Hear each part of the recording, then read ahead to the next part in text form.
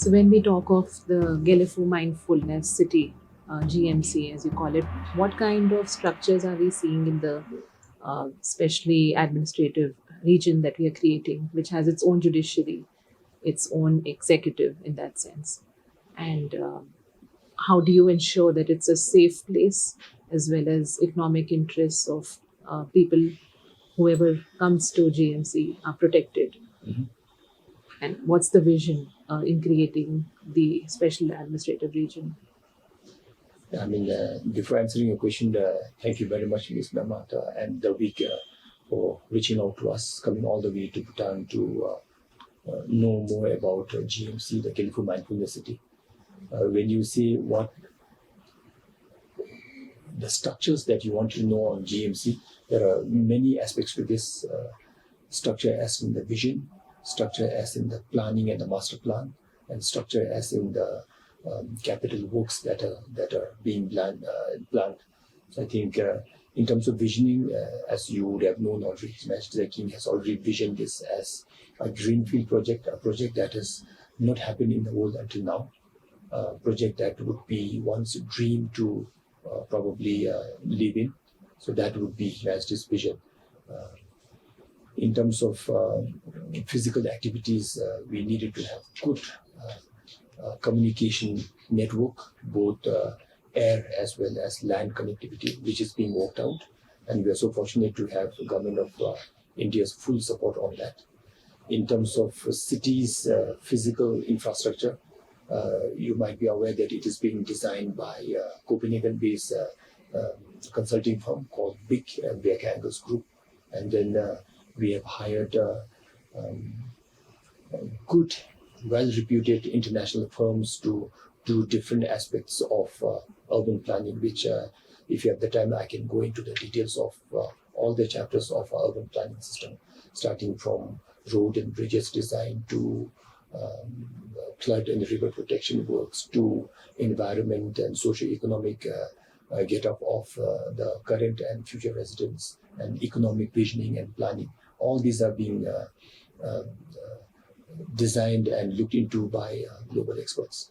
So when we talk of foreign direct investment and the laws being different for people who want to invest, companies or nationalities different coming in, is it 100% FDI that is going to be allowed? And is there any system of preference for diplomatic countries with which you have diplomatic relations, or is it open to the world? Well, all that all I can say is all investors in GMC will be on invitation, and all the investors, be it an individual or a corporation or a country, will have to understand the vision of GMC and be willing to go with the visions of GMC. And that would be the only condition that I can say for now. What will not happen is there will not be any exclusion criteria. As long as the principles and visions are set and agreed, I think any individual or nationality or nation should be allowed to do business with the GMC. How do you see GMC helping Northeast India? When we talk of the corridor, whether it's talking of air connectivity or land corridor, India and Northeast would be a gateway, into Southeast Asia. How are your talks going on with the Assam government? And what kind of future do you see for Northeast India in this? Yeah, physically, Gelephu is bordering the state of Assam. The whole GMC is 2,600 square kilometers, and a small portion of it borders with the state of West Bengal, and the remaining majority is with the state of Assam. And since GMC is a greenfield project, GMC will be a city like no other cities in the world, city of a very unique values.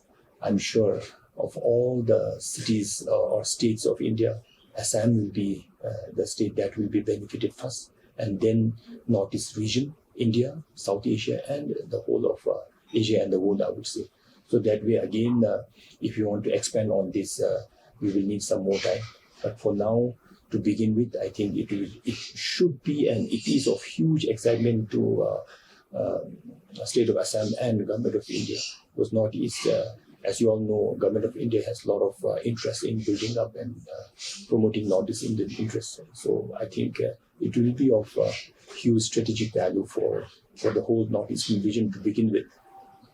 GMC is a unique model, but you must have also studied other models in countries when you develop regions like these. You were talking about the Gujarat Gift City model also. What are the takeaways and what kind of collaborations do you see there?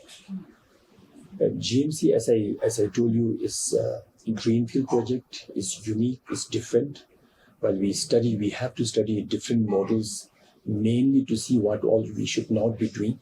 So I don't think GMC will follow the path of any country or city that is being designed. It's totally greenfield and totally unique. For now, I think that would be a unique selling point of GMC. That is like no other cities in the world. We are not looking at any modern city that is being built or designed. We are not going to fill up GMC with skyscrapers. The vision will be low rise, low density. A place that is absolutely clean, one of the safest places on earth, one of the cleanest. The energy requirement should be abundant and absolutely green and renewable. So these are the special features that we are looking at. So I really don't think there'll be one template that I can quote for now that we are going to apply on GMC. It's something totally different. But when you're talking of investments, are there specific areas in India, whether it's Bombay or Gujarat, that you're looking at which can create a kind of a connection? Well, GMC will have to be connected to the world. GMC will have to be a place where all bright global citizens, when they have good ideas to work on, we will be more than happy to welcome them. So when we are talking about the world, immediate neighbor is India. So it will be of huge strategic value for us as well as that particular company or the state in India to study GMC's milestone, study us well, follow us, and then place oneself accordingly. I think for now, that is something that I would like to wish for, that Indian companies, Indian business leaders, and Indian administrators to study, follow GMC's milestones closely. Just last question. So GMC is an international model where you'll have all nationalities.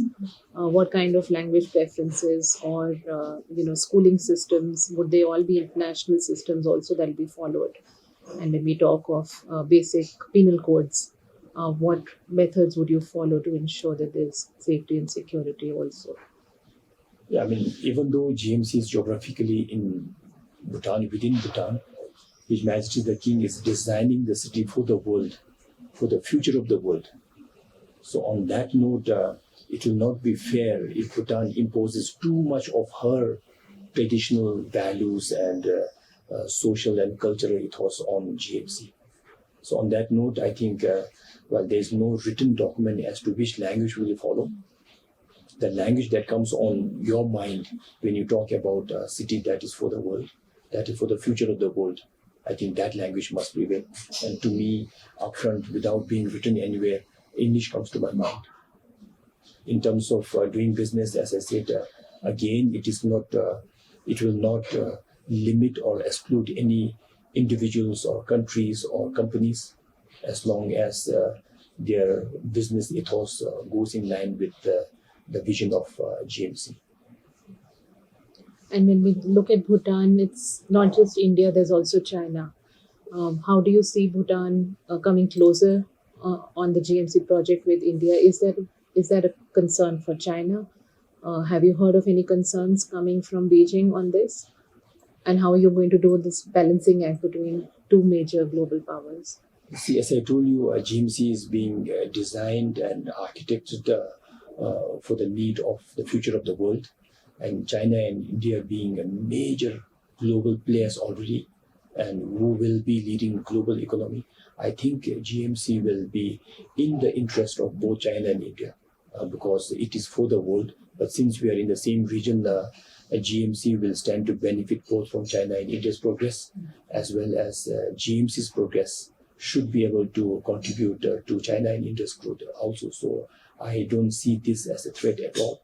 it should be complementary. And how are Bhutan and China ties today? Are there any concerns? Oh, no, I mean, as you all can see, we are a small country wedged between China in north and India in the south. While China and India have their own differences, we are very friendly with both the countries. That's why, being so small, yet we are able to go around preaching on the principles of gross national happiness. So I think a lot of this credit goes to good, friendly attention that we receive both from South India as well as North China.